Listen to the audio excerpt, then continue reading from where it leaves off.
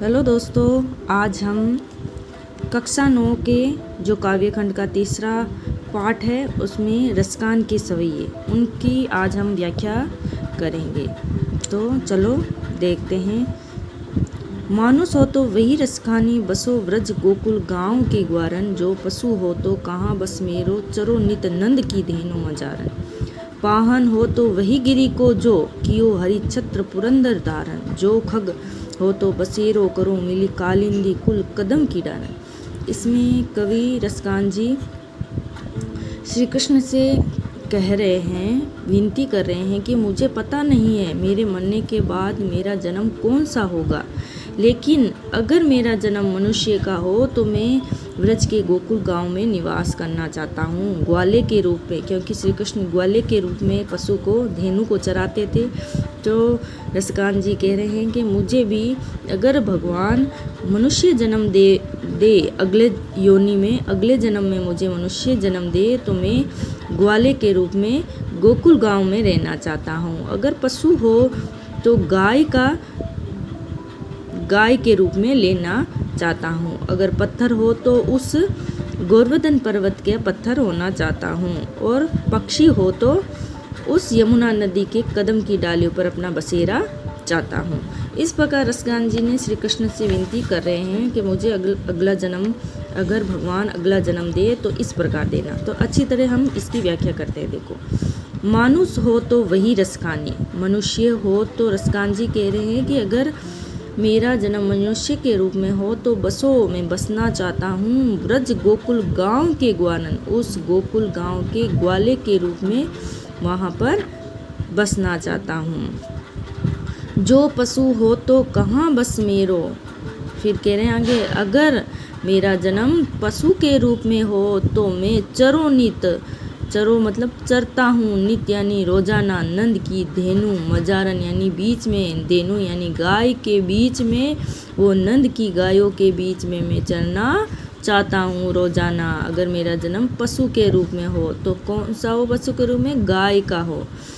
पाहन हो तो, पाहन यानी पत्थर, गिरी यानी पर्वत, पाहन यानी पत्थर के रूप में अगर मेरा जन्म हो तो उस गिरी, वही गिरी यानी उस पर्वत का हो। कियो हरि छत्र, कियो हरि छत्र यानी श्री कृष्ण जी ने छत्र किया, यानी वो पर्वत उठाया। कब? पुरंदर इंद्र के घमंड को दूर करने के लिए श्री कृष्ण जो गोवर्धन पर्वत अपनी अंगुली में उठाई, उस पर्वत का मैं पत्थर बनना चाहता हूँ। जो खग यानी होता है पक्षी, जो यदि मेरा जन्म पक्षी के रूप में हो तो बसेरो यानी मैं बसना चाहता हूँ। कहाँ? कालिंदी यानी यमुना, कुल यानी किनारा, कदम यानी कदम, डारन यानी डाली पर। कदम कौन सा? कदम का पेड़ होता है। जहाँ श्री कृष्ण जी यमुना नदी की कदम की डालियों पर बैठकर अपनी लीलाएं करते हैं, तो उसी कदम की डालियों पर मैं अपना बसेरा चाहता हूँ। तो इस प्रकार से रसकान जी ने अपनी बात कही है। अगला देखो, या लकुटी अरु कामरिया पर राजती हूँ पुर को तजी डारो। आठो सिद्धि नव निधि के सुख, नंद की गाय चराई विसारो। रसकान कबो इन आँखिन सु, ब्रज के वन बाग तड़ाक निहारो। कोटिक एकल दोत के दाम, करिल के कुंजन ऊपर वारो। फिर इसमें रसकान जी कह रहे हैं, या लकुटी इस लाठी और कामरिया कंबल पर, इस लाठी और कंबल पर राजती हूँ पुर को तजी डारो। मैं इस लाठी और कंबल पर तीनों लोकों का राज भी त्यागने को तैयार हूँ। अगर मुझे वो लाठी और कंबल मिल जाए तो मैं इन तीनों लोकों के राज को भी त्याग दूँ। आठों सिद्धि नौ निधि के सुख, नंद की गाय चराए विसारो। फिर रसकान जी क्या कह रहे हैं कि मुझे आठों सिद्धि और नौ निधि के जो सुख होता है वो सुख नंद की गाय चरानों में मिलता है। मैं उन नंद की गाय चराने में उस आठों सिद्धि और नौ निधि को भी विसार यानी भूल जाना चाहता हूँ। मुझे वो आठों सिद्धि नौ निधि नहीं चाहिए, मुझे तो वह नंद की गाय चराने का सुख चाहिए। रसखान कबो इन आँखिन सो, व्रज के वन बाग तड़ाक निकारो। आगे रसखान कवि भक्त शिरोमणि रसखान जी कह रहे हैं कि मैं इन आँखों से क्या देखना चाहता हूँ, व्रज यानी गोकुल गांव के जो व्रज है वहाँ के वन यानी जंगल, बाग, तड़ाग यानी तालाब को निहारना चाहता हूँ, उनको ही निहारना चाहता हूँ हर समय। कोटिक यानी करोड़ों, कलदोत यानी सोने के महल, धाम, करिल के कुंजन ऊपर वारों, कांटेदार जो झाड़ियाँ होते हैं उनको मैं उन करोड़ों सोने के महलों के ऊपर वार दूँ। मतलब मुझे अगर कोई करोड़ों सोने के महल भी दे दे तो मुझे वो महल नहीं, उससे अधिक प्रिय उस व्रज के कांटेदार झाड़ियाँ भी अच्छी लगती है। उन करोड़ों महलों की ऊपर मैं उन कांटेदार झाड़ियों को भी न्योछावर कर देता हूँ।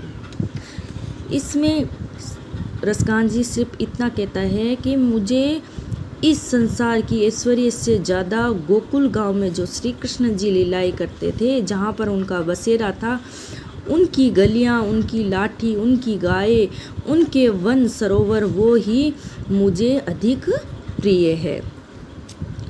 अगला देखो, मोर पंखा सिर ऊपर राखियो, गुंज की माल गरे पहिरोगी, ओढ़ी पीतम्बर ले लकुटी, वन गोधन ग्वारिन संग फिरोगी। भाव तो वही मेरो रसखानी सो, तेरे के सब स्वांग करूँगी, या मुरली मुरिधल की, अधरा धन धरी अधरा ने धरूँगी। इसमें एक गोपी दूसरी गोपी से सखी से कह रही हैं कि तू आज श्री कृष्ण का स्वांग रचा ले। तो फिर वो सखी कह रही है कि मैं तो स्वांग रचा लूँगी, क्योंकि मोर पंखा सिर ऊपर राखियो, मैं मोर पंखा को तो अपने सिर पर रख लूँगी। श्री कृष्ण रखते हैं ना मोर पंख, वैसे मैं भी रख लूँगी। गुंज की माल गले पहन लूँगी, और गुंज की माल अपने गले पर पहन लूँगी। ओढ़ी पीताम्बर, अपने पीताम्बर जो पीला वस्त्र श्री कृष्ण जी पहनते हैं वो भी पहन लूँगी। लकुटी वन, और लाठी भी ले लूँगी। गोधन ग्वारिन संग फिरूँगी, और गायों को लेकर उस ग्वाले के संग फिर लूँगी, गायें भी चरा लूँगी। भाव तो वही, मतलब मुझे वो सब भा जाएगा, सब अच्छा लगेगा। रसखान जी कह रहे हैं तेरे के सब स्वांग करूँगी, तू कहे वैसा सारा स्वांग कर लूँगी, तू कहे वैसा कर लूँगी।